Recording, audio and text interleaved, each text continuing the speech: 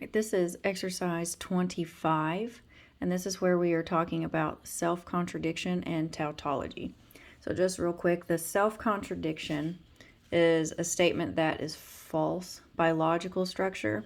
And in order to use the truth tree to test for a self-contradiction, we're going to decompose its parts. And if it is a completely closed tree, then the proposition is a self-contradiction.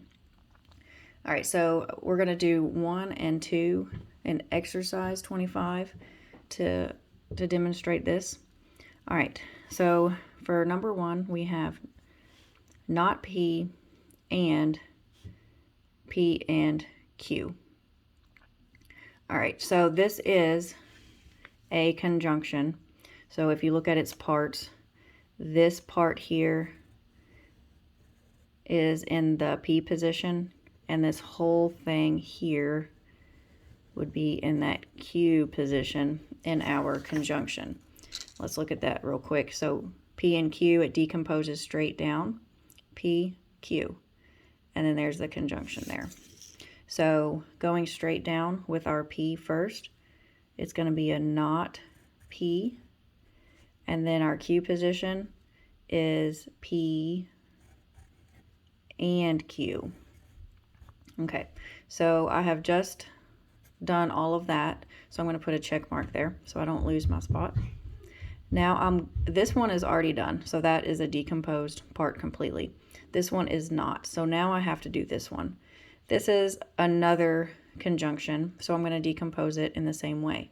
I'm just going to do the P position first. And again, these just happen to be P and Q, but it can be any letter there. So P there. Now I'm going to bring down my Q position variable or constant, which is Q. And now that is decomposed. So now all of the propositions that needed to be decomposed are decomposed. Now I can check for contradictions. And remember, a contradiction would be basically, for example here, not P and P. You can't have both not P and P. So that is a contradiction, so I'm going to put an X there. Now in this exercise, it did say we didn't have to number and put the decomposition rules over here. So I can just put an X right there. Now, because this is a closed tree, there's only one branch, but that one branch is closed. This is a self-contradiction. So I'm going to put yes and just explain that it's a self-contradiction. Okay. Now moving on to number 2. Now this one, I chose these two because they look very similar. And this is a good example of how things can sound and look similar and be totally different things. So if you look over here, not P and Q, and over here is P and not P and Q. They look very similar, but will they be similar? Will they be the same thing? That's what decomposing it will show, and it's a good example for everyone that things may look and sound very similar and be two totally different things. So that's why I chose 1 and 2 for this example here.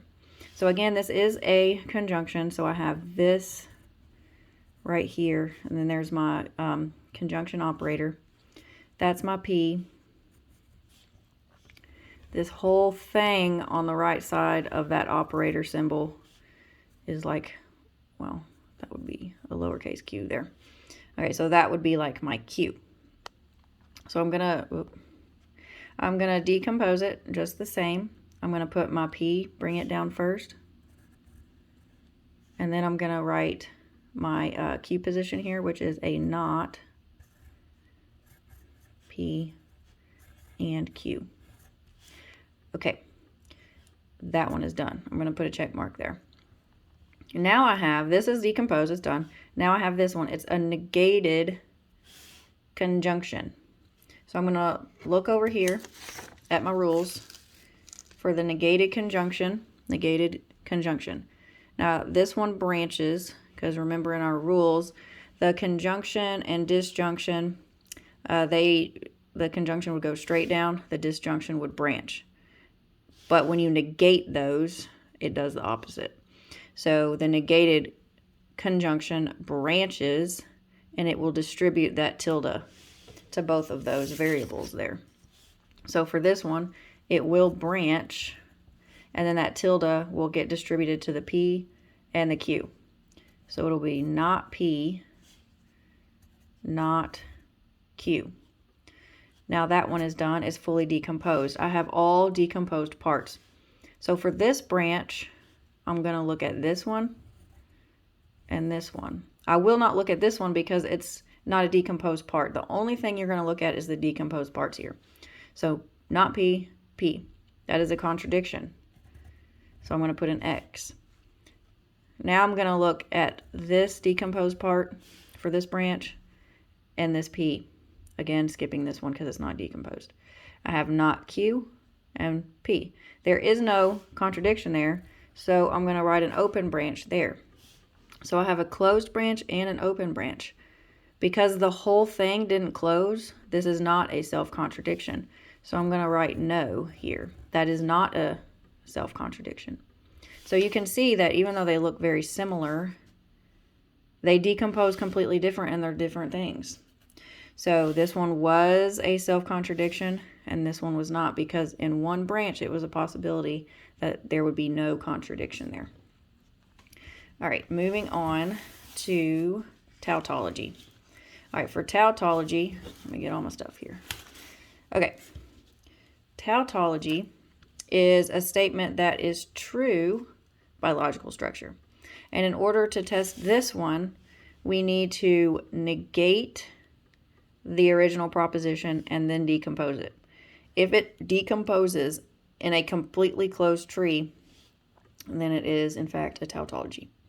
And I chose these for very similar reasons, because just by looking at it, they look very similar, but they are not. They are not the same thing, and we will see that when we decompose it. Again, the more wordy something is, the more easy it is to get confused by it, and that's one reason why being able to decompose this and see that wordiness doesn't necessarily mean it's the same thing.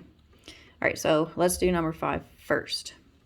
We have a basic, if you break it all down, this is a conditional. So if you box this in, this is the P. This whole thing here is the Q.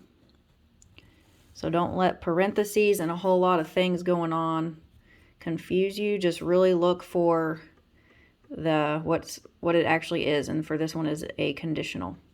So let's look at how we will decompose a conditional. It will branch, and if you notice, it's P, if P, then Q. When it branches, it's not P, Q.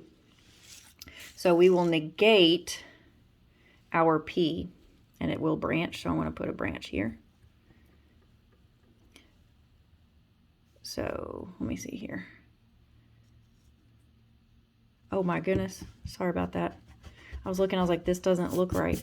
Okay, I forgot. I have to negate it first.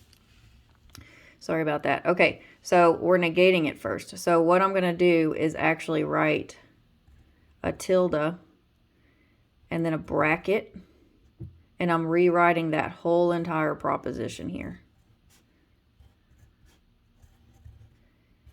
Okay, that's a good example of how skipping a step can completely throw you off there. Okay, so I have to negate it first, and then I'm going to bracket that in. Oh dear. Okay, so I just rewrote this whole entire proposition, but put it in brackets and put a tilde on the left side because this whole thing has to be negated. And don't let this throw you here. You cannot forget the tilde that was originally there. That's why it's very important to put the bracket and then the tilde on the outside. Now I can look at this and it changes it completely because it's still a conditional right there, but it's a negated conditional, and that will decompose differently there. Wait a second. Okay, we are back. All right, I have it settled now. Okay, negated conditional. So if you notice in the negated conditional, how it decomposes is straight down P does not get a tilde, and the Q does get a tilde. So when we write this, again, what I boxed in first, this is our P. This whole thing here will not get a tilde. But be careful, there is already a tilde, so nothing changes. Basically, the P doesn't change. Whatever it is, it will be brought down. So this will be not P or Q, because that is our Q or our P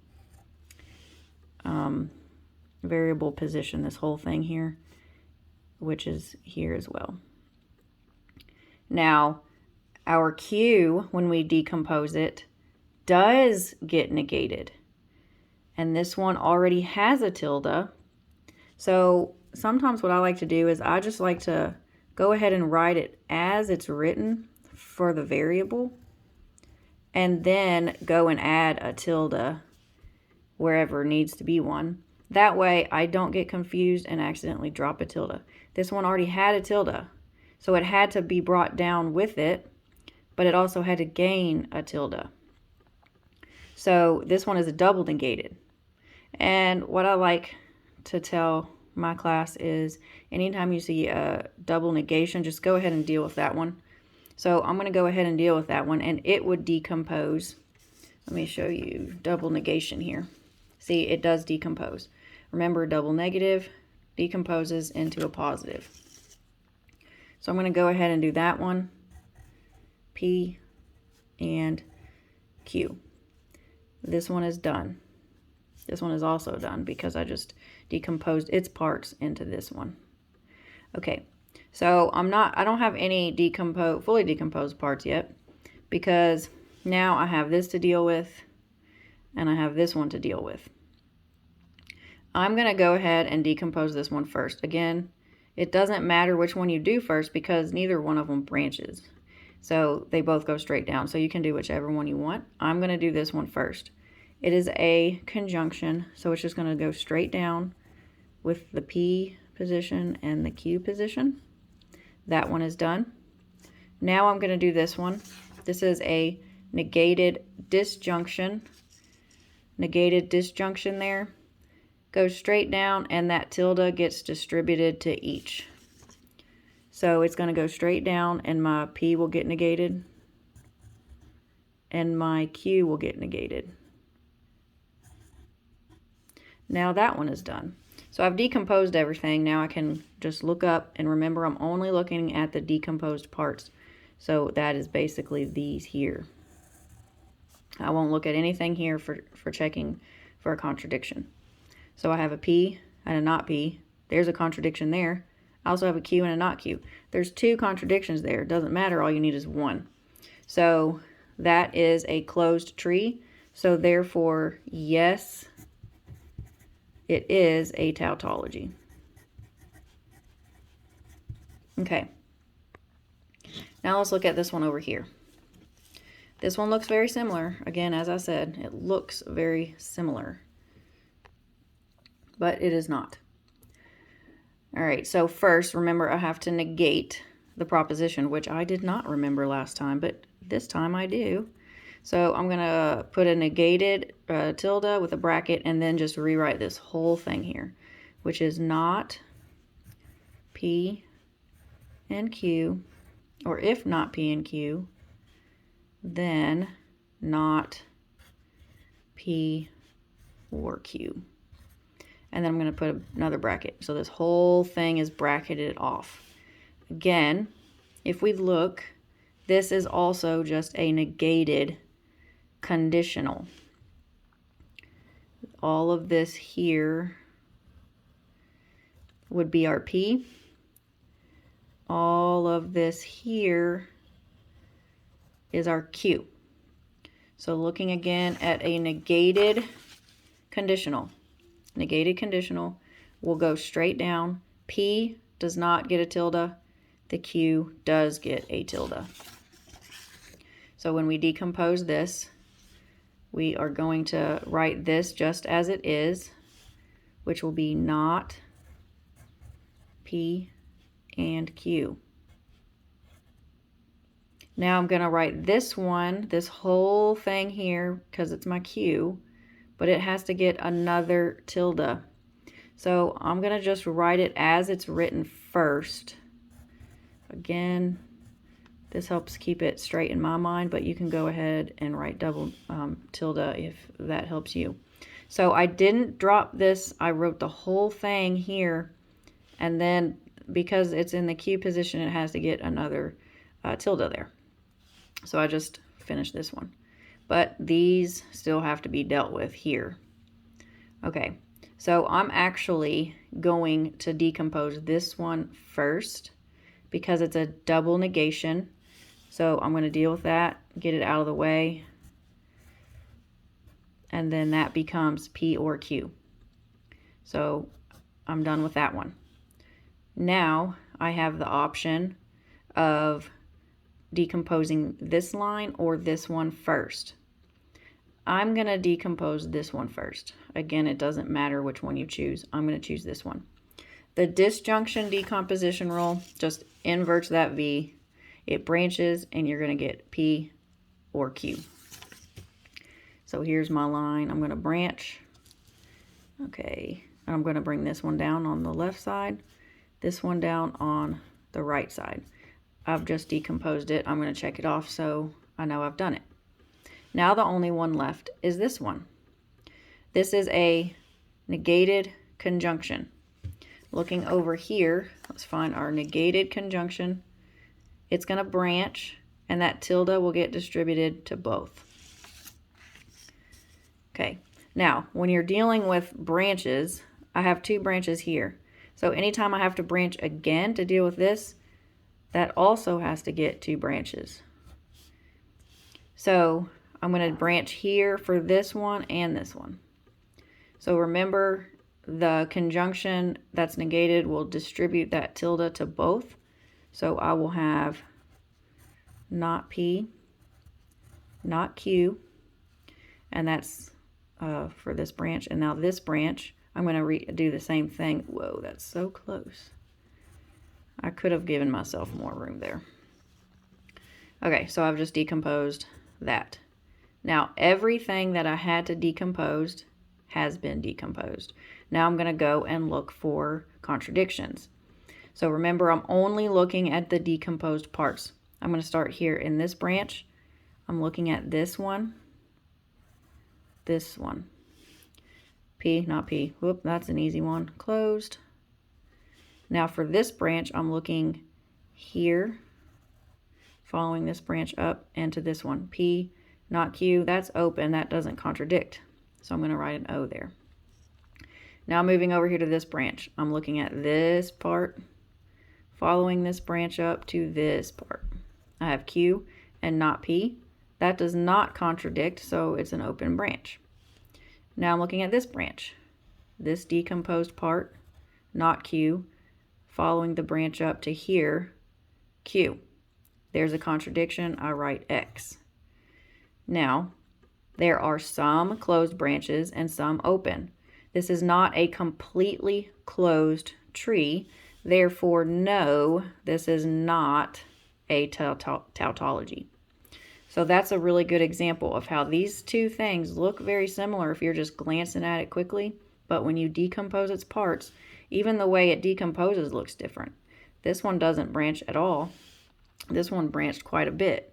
So let that be a lesson in wordiness. Be careful with wordiness and really think about what's being said. And I think this is one example when we're in this lesson that I think the kids can finally start to see is that it can look the same and it's not. So logic starting to be applied is kind of what I'm getting at there. So I hope that helps, and that is exercise 25.